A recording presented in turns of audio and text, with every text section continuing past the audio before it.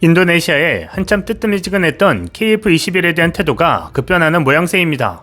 몇 년 동안이나 한국과 함께 합작한 KF-21에 대한 미납금을 내지 않는 것은 물론 타국의 전투기 구매 의향까지 내비쳤던 인도네시아가 결국 한국의 발끝을 붙잡고 있는 것인데요.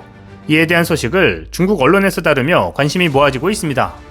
먼저 그 내용을 살펴보겠습니다.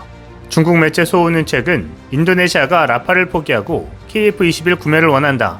한국산 전투기의 최대 장점은 이란 제목의 기사를 보도했습니다. 제목에서 알 수 있듯 한국 전투기의 최대 장점을 통해 중국도 경계를 드러내고 있는데요. 내용은 이렇습니다. 최근 세계 전투기 시장에서 또 다른 소식이 전해졌다. 그 주인공은 최근 세계 방산 시장에서 매우 좋은 행보를 보이고 있는 한국이다. 미국 언론들은 인도네시아가 프랑스로부터 라팔 전투기를 도입하는 것을 포기하고 한국의 KF-21을 선택할 것으로 보인다고 보도했다. 인도네시아가 한국 전투기를 고르는 것은 현명한 판단인가? 올해 처음 비행한 KF-21은 사실 한국이 완전히 독자 개발한 전투기가 아니다. 우선 한국의 전투기 개발 역량은 명백히 미국, 러시아, 중국보다 떨어지고 유럽 국가들과 비교했어도 큰 우위를 지니지 못했다. 그러나 한국의 현명함은 로키드 마틴을 파트너로 삼아 T-50 전투기를 개발한 것에서 드러난다. 이를 바탕으로 일명 KF-21이라 불리는 차세대 전투기 개발을 시작한 것이다. 2010년 인도네시아가 해당 프로젝트에 참여하며 20%의 지분을 얻었다. 프로젝트 운영 관점에서 보면 KF-21 전투기 프로젝트는 한국과 인도네시아에 속해 있다고 볼 수 있다. 원래 인도네시아는 50개의 KF-21을 도입할 예정이고 KF-21의 총 생산 수량은 약 150에서 200기가 될 전망이다. 이는 인도네시아가 약속한 도입분이 전체 프로젝트의 4분의 1 혹은 그 이상일 정도로 인도네시아가 중요한 파트너이자 고객임을 뜻한다. 인도네시아는 20%의 분담금을 책임지는 것과 함께 어느 정도의 기술진을 파견해 개발에 참여시켰다.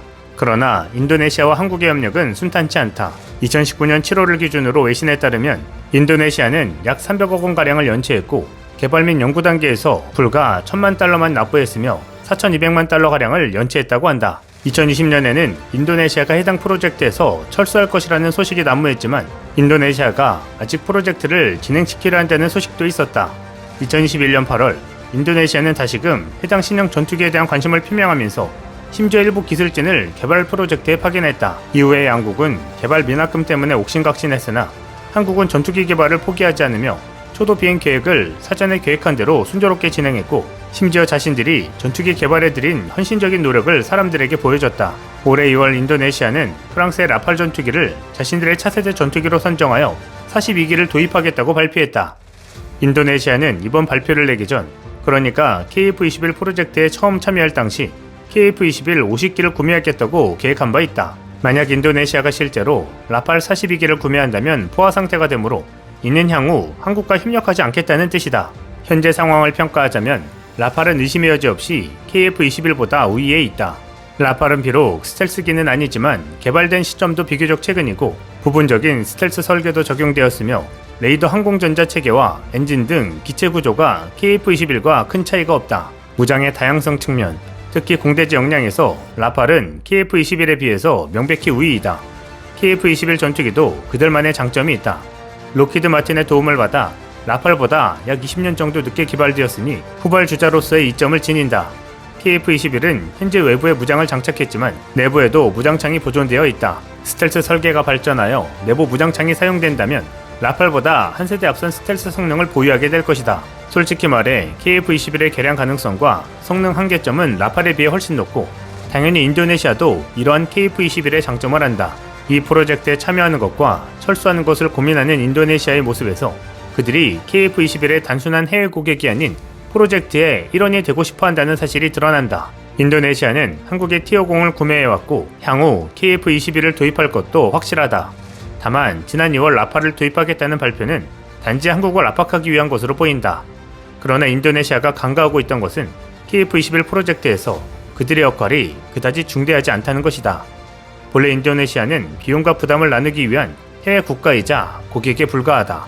기술적 측면에서는 로키드 마틴이 있고 자금 측면에서 한국의 경제력이 꽤 강한 데다가 실제로 인도네시아가 도입할 물량도 한국보다 훨씬 적다. 어쨌든 수년에 걸친 인도네시아의 변덕과 분담금 연체는 더욱 짜증을 불러일으키고 있으며 결국 인도네시아는 KF-21을 선택할 수밖에 없다. 현재 추산된 바로는 전력화될 KF-21의 숫자는 200개 남짓이지만 상당한 발전 계획까지 고려하면 최종 생산될 숫자는 더 늘어날 것이다. 게다가 잠재성도 매우 커서 KF-21은 경제적 측면에서 이점이 있다. 다양한 추론들을 종합해보면 실질적인 KF-21의 유지비는 미국 해군의 F-18 슈퍼호넷과 비슷하다. 이는 스텔스 초기 단계에 진입하는 기체가 다른 스텔스기와 비교했을 때 훨씬 유지비가 적다는 뜻이므로 중견국 혹은 그보다 체급이 작은 국가들의 주력 전투기로 쓰기 적합하다는 뜻이다. 올해 7월 폴란드도 KF-21 개발에 관심을 보이고 있다. 최근 성사된 한국과 폴란드의 대규모 방산 거래를 고려할 때 한국이 KF-21 블록2를 개발하는 단계에서 폴란드와의 협력을 택할 가능성이 높다. 실제로 최근 수년간 한국은 견실하게 무기들을 발전시켜왔고 자신들의 정치, 국제적 입지 및 관계를 10분 활용하고 있다. 설령 현재 한국산 전투기의 신뢰성이 충분하지 않아도 충분한 시간만 주어진다면 완벽해질 수 있다. 라고 매체는 전하고 있습니다. 상황이 이렇게 되자 인도네시아가 내년에 미납금 8천억 원 중 일부를 납부하겠다고 나섰습니다.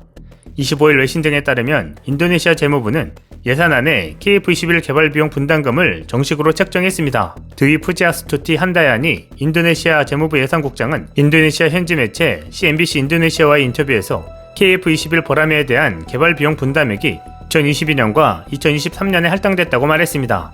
이어 분담금 지급과 관련한 모든 것이 국방부에 제출됐다고 밝혔는데요. 자세한 납입금 규모 등은 공개되지 않았습니다. 인도네시아는 사업 시행 이후 지금까지 2272억 원만 납부했고 2019년 1월 이후로는 재정 악화와 코로나19 등을 이유로 분담금을 납부하지 않아왔습니다. 당초 계획대로라면 지금까지 1조 원 이상을 지급했어야 하지만 약 8천억 원을 연체한 상태입니다. 미납금이 누적되자 인도네시아는 지난해 전체 분담금의 30%인 약 5,100억 원을 현물로 납부하겠다고 요구했고 당시 한국 정부가 이를 수용했습니다.